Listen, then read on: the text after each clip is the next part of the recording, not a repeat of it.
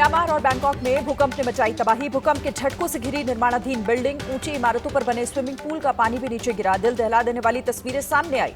Bangkok के deputy PM के मुताबिक भूकंप में कई लोगों की मौत, 81 से ज्यादा लापता।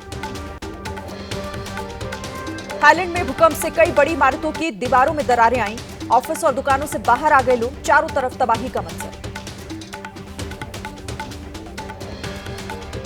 म्यांमार में 7.7 की तीव्रता के भूकंप ने मचाई तबाही। देखते ही देखते कई ऊंची इमारतें भी जमींदोज हो गई। म्यांमार ने 20 से ज्यादा मौत कंफर्म की है। दूसरी तरफ यूएसजीएस ने जताई हजारों लोगों के मारे जाने की आशंका। म्यांमार में भूकंप से हिली गाड़ियां, लोगों ने हिलती हुई गाड़ियों को कैमरे में रिकॉर्ड किया। गाड़ियों के हिलने से भूकंप के झटकों का अंदाजा लगाया जा सकता है। म्यांमार के मंडाले में भूकंप के झटके नहीं झेल पाया अवा ब्रिज, पूरी तरह ध्वस्त हुआ। कैमरे में कैद भूकंप से तबाही की तस्वीरें। इलाके की कनेक्टिविटी भी टूट गई। म्यांमार के मांडले में आए भूकंप से भारी तबाही। भूकंप के तेज झटकों से ताउंग थामन मंदिर भी ढह गया। मंदिर की दीवारें मलबे में तब्दील हो गई।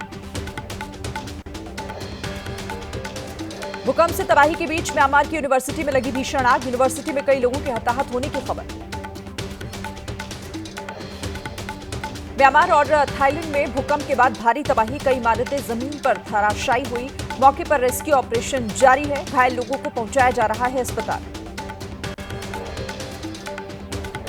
भूकंप से बिगड़े थाईलैंड की राजधानी बैंकॉक के हालात। घोषित किया गया आपातकाल। ताश के पत्तों की तरह धड़ाम हो गई इमारतें। म्यांमार और थाईलैंड में भूकंप से हुई तबाही पर पीएम मोदी ने जताई चिंता। एक्स पर दोनों देशों के लोगों के लिए कामना की। लिखा, भारत हर संभव मदद के लिए तैयार। विदेश मंत्रालय को म्यांमार और थाईलैंड की सरकार के संपर्क में रहने को कहा गया। चीन में भी महसूस किए गए भूकंप के झटके। चीन के यूनान प्रांत में सबसे तेज झटके महसूस किए गए।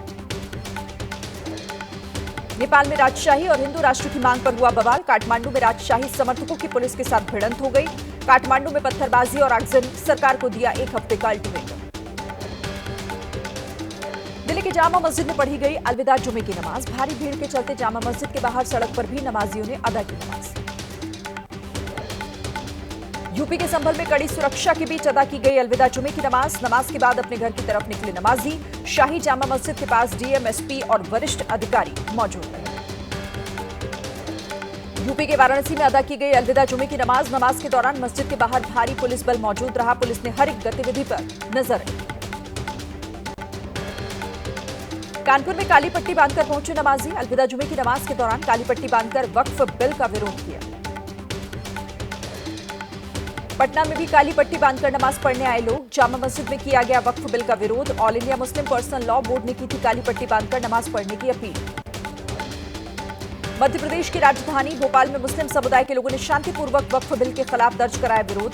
नमाज में काली पट्टी बांधकर आए लोग। केंद्र सरकार के सौगाते मोदी कार्यक्रम के खिलाफ बिहार की पूर्व सीएम राबड़ी देवी के आवास के बाहर लगाए गए पोस्टर पर लिखा गया, सौगात देना है तो वक्फ बिल वापस लो।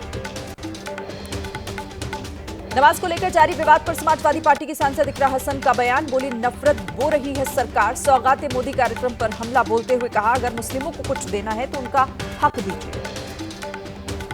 लखनऊ में समाजवादी पार्टी के खिलाफ सड़कों पर उतरे एबीवीपी के कार्यकर्ता। अखिलेश यादव के खिलाफ की नारेबाजी। राणा सांगा पर रामजी लाल सुमन की टिप्पणी से लोगों का भड़का गुस्सा। दूसरे संगठनों के लोग भी प्रदर्शन में हुए शामिल। वीर योद्धा राणा सांगा को गद्दार कहने पर राज्यसभा में जबरदस्त हंगामा हुआ। मल्लिकार्जुन खड़गे ने उठाया समाजवादी पार्टी के सांसद रामजी लाल सुमन के घर हुई तोड़फोड़ का मुद्दा। पूछा तोड़फोड़ करना, कहा कि कानून व्यवस्था है। बोले, संविधान नहीं देता है किसी का घर जलाने की इजाजत। कांग्रेस के सांसद प्रमोद तिवारी ने राज्यसभा में राणा सांगा को बताया हीरो। सभापति ने भी कहा, इतिहास पर टिप्पणी करना सही नहीं है। राज्यसभा में लगे राणा सांगा का अपमान नहीं सहेगा हिंदुस्तान के नारे। संसदीय कार्यमंत्री किरेन रिजिजू ने विपक्ष पर लगाया मुद्दे को जाति से जोड़ने का आरोप। तो बीजेपी सांसद राधा मोहनदास अग्रवाल ने कांग्रेस और रामजी लाल सुमन से माफी की मांगी। पंजाब के बरनाला में संयुक्त किसान मोर्चा के आह्वान पर किसानों का प्रदर्शन। किसान संगठन के कार्यकर्ताओं ने किसानों की गिरफ्तारी और जबरन धरना खत्म कराने के खिलाफ नारेबाजी की।